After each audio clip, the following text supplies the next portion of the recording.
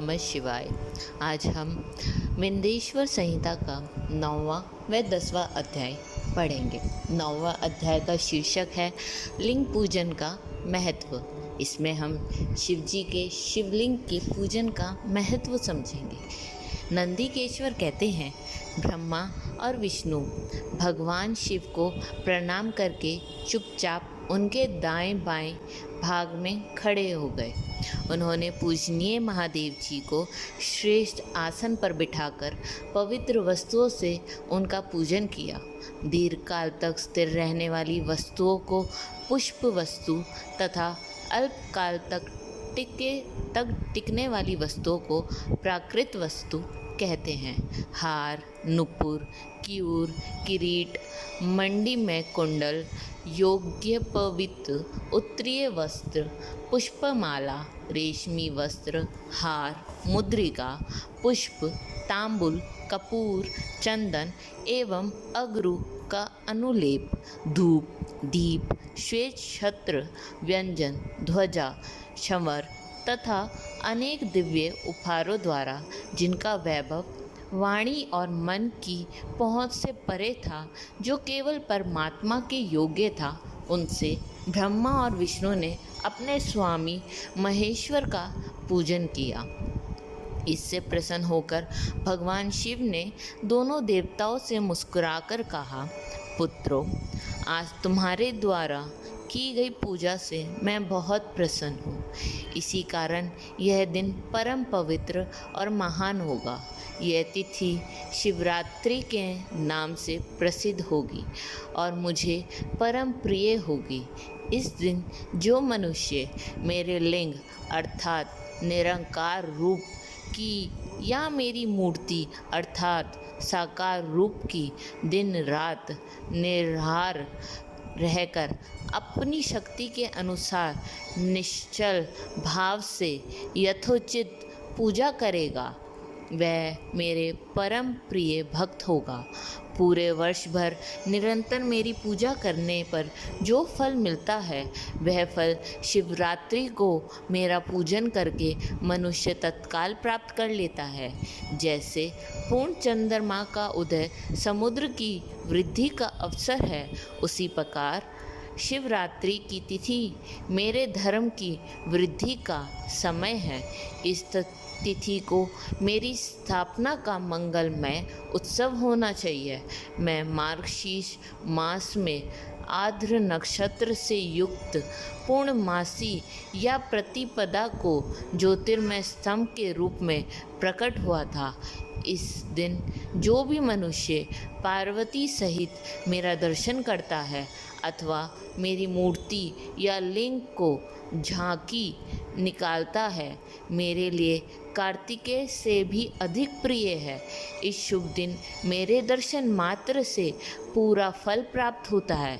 यदि दर्शन के साथ मेरा पूजन भी किया जाए तो इतना अधिक फल प्राप्त होता है कि वाणी द्वारा उसका वर्णन नहीं किया जा सकता। लिंग रूप में प्रकट होकर मैं बहुत बड़ा हो गया था, अतः लिंग के कारण यह भूतल लिंग स्थान के नाम से प्रसिद्ध होगा। जगत के लोग इसका दर्शन और पूजन कर सकें, इसके लिए यह अनादि और अनंत ज्योति स्तंभ अथवा ज्योतिर्मय लिंग अत्यंत छोटा हो जाएगा।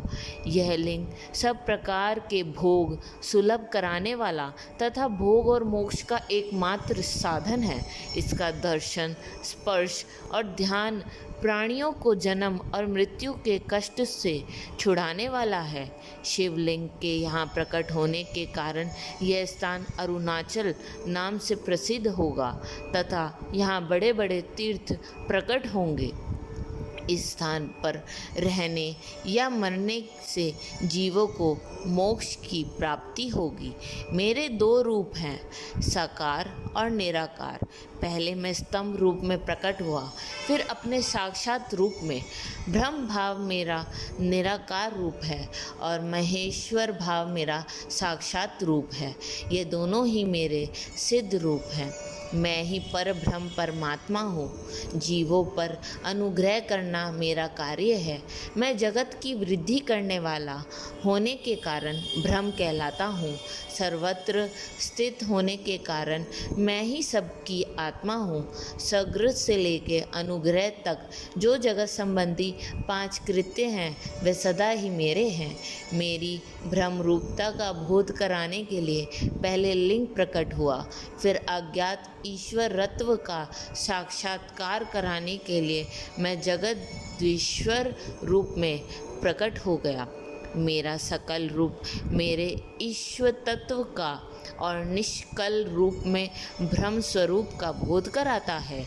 मेरा लिंग मेरा स्वरूप है और मेरे समीप्य की प्राप्ति कराने वाला है।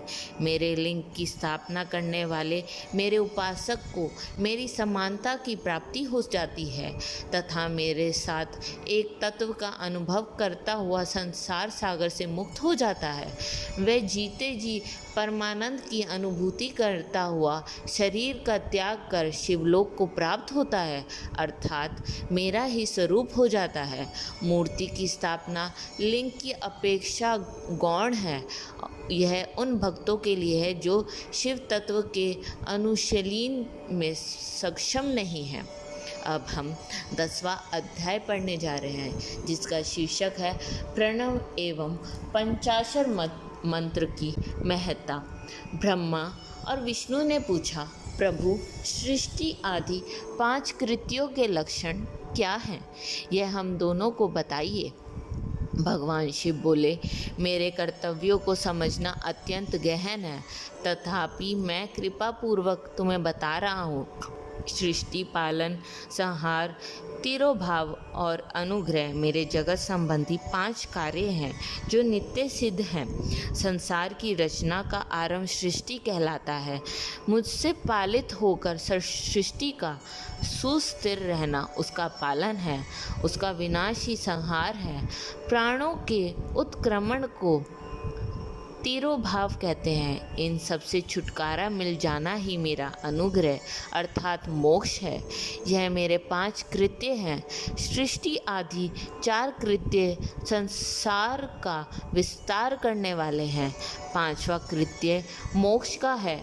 मेरे भक्तजन इन 5 कार्यों का 5 भूतों में देखते हैं। सृष्टि धरती पर, स्थिति जल में, संहार अग्नि में, तिरोभाव वायु में और अनुग्रह आकाश में स्थित है। पृथ्वी से सबकी सृष्टि होती है, जल से वृद्धि होती है, आग सबको जला देती है, वायु एक स्थान से दूसरे स्थान पर ले जाती है और आकाश सबको अनुग्रहित कराता है। इन 5 कृत्यों का भार वहन करने के लिए ही मेरे 5 मुख हैं। 4 दिशाओं में 4 मुख और इनके बीच में 5वां मुख। पुत्रों, तुम दोनों ने मुझसे तपस्या से प्रसन्न कर सृष्टि और पालन 2 कार्य प्राप्त किए हैं। इसी प्रकार मेरी विभूति स्वरूप रुद्र और महेश्वर ने संहार और तिरुभाव कार्य मुझसे प्राप्त किए हैं, परंतु मोक्ष में स्वयं प्रदान करता हूँ। मैंने पूर्व काल में अपने स्वरूप भूत मंत्र का उपदेश किया है, जो ओंकार रूप में प्रसिद्ध है। यह मंगलकारी मंत्र है। सर्वप्रथम मेरे मुख से ओंकार यानी ओम प्रकट हुआ, जो मेरे स्वरूप का बोध कराता है। इसका स्मरण निरंतर करने से मेरा ही सदा स्मरण होता है। मेरा उत्तरवर्ती मुख से अकार का, पश्चिम मुख से उकार का, दक्षिण मुख से मकार का, पूर्ववृत्ति मुख से बिंदु का तथा मध्यवृत्ति मुख से नाद का प्रकटीकरण हुआ है। इसी प्रकार इन 5 अव्ययों से ओंकार का विस्तार हुआ है। इन 5 अव्ययों के एकाकार होने का प्रणव ओम नाम अक्षर उत्पन्न हुआ। जगत में उत्पन्न सभी स्त्री पुरुष इस प्रणव मंत्र में व्याप्त हैं। यह मंत्र शिव शक्ति दोनों का बोधक है। इसी से पंचाक्षर मंत्र ओम नमः शिवाय की उत्पत्ति हुई है। यह मेरे साकार रूप का बोधक है। इस पंचाक्षर मंत्र से मातृका वर्णन प्रकट हुई है जो 5 भेद वाले हैं। इसी से शिरो मंत्र सहित त्रिपदा गायत्री का प्रकाट्य हुआ है। इस गायत्री से संपूर्ण वेद प्रकट हुए और उन वेदों से करोड़ों मंत्र निकले हैं। उन मंत्रों से विभिन्न कार्यों की सिद्धि होती है। इस पंचाक्षर प्रणव मंत्र से सभी मनोरथ पूरे होते हैं। इस मंत्र से भोग और मोक्ष दोनों प्राप्त होते हैं। नंदिकेश्वर कहते हैं, जगदम्बा उमा गौरी पार्वती के साथ बैठे महादेव की उत्तर वृत्ति मुख बैठे ब्रह्मा और विष्णु को पर्दा कराने वाले वस्त्र से आच्छादित करके उनके मस्तक पर अपना हाथ रखकर धीरे धीरे उच्चारण कर उनमें उत्तम मंत्र का उपदेश दिया। 3 बार मंत्र का उच्चारण करके भगवान शिव ने उन्हें शिष्यों के रूप में दीक्षा दी। गुरु दक्षिणा के रूप में दोनों ने अपने आप को समर्पित करते हुए दोनों हाथ जोड़कर उनके समीप खड़े हो जगत गुरु भगवान शिव इस प्रकार स्तुति करने लगे। ब्रह्मा विष्णु बोले, प्रभु आपके साकार और निराकार 2 रूप हैं। आप तेज से प्रकाशित हैं। आप सबके स्वामी हैं। आप सर्वात्मा और को नमस्कार है। आप प्रणव मंत्र के बताने वाले हैं तथा आप ही प्रणव लिंग वाले हैं। सृष्टि पालन संहार तिरोभाव और अनुग्रह आदि आपके ही कार्य हैं।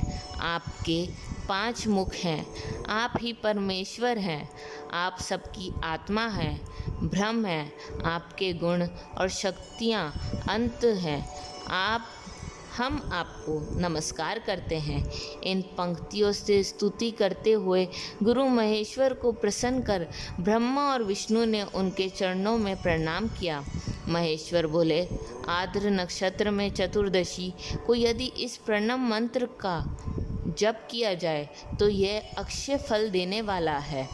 सूर्य की संक्रांति में महा आर्द्र नक्षत्र में एक बार किया प्रणव जप करोड़ों गुना जप का फल देता है। मृगशीरा नक्षत्र का अंतिम भाग तथा पुनर्वसु का शुरू का भाग पूजा होम और तर्पण के लिए सदा आर्द्र के समान ही है। मेरे लिंग का दर्शन प्रातःकाल अर्थात मध्याह्न में से पूर्व काल में करना चाहिए। मेरे दर्शन पूजन के लिए चतुर्दशी तिथि काल अर्थात मध्याह्न उत्तम है। पूजा करने वालों के लिए मेरी मूर्ति और लिंग दोनों समान हैं। फिर भी मूर्ति की अपेक्षा लिंग का स्थान ऊंचा है, इसलिए मनुष्य को शिवलिंग की ही पूजन करना चाहिए। लिंग का ओम मंत्र से और मूर्ति का पंचाक्षर मंत्र से पूजन करना चाहिए। शिवलिंग की स्वयं स्थापना करके या दूसरों से स्थापना करवाकर उत्तम द्रव्यों से पूजा करने से मेरा पद सुलभ होता है। इस प्रकार दोनों शिष्यों को उपदेश देकर भगवान शिव अंतर्ध्यान हो गए।